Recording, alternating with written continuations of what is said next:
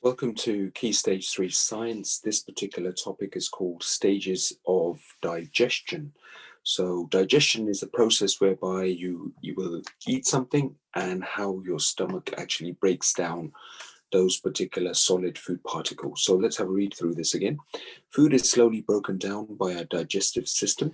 It is broken up by chewing in the mouth and by churning of the stomach muscles. Special chemicals called enzymes break up large food molecules into smaller ones.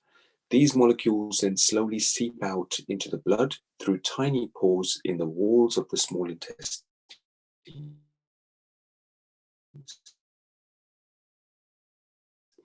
And food and water is absorbed back into the blood.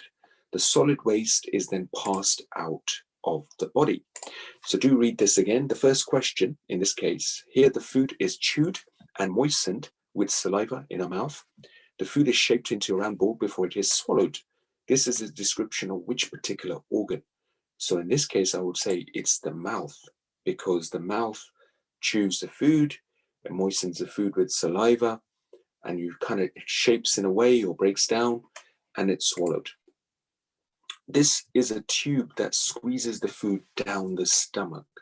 What's the name of the tube that squeezes the food down the stomach? And it's called the gullet. And you can also do a little bit of research into this as well, if you like. Okay, and answer the rest of these questions as best as you possibly can. And not to worry if you struggle, because in our next lesson, we'll be going through all of these answers one by one. Thank you.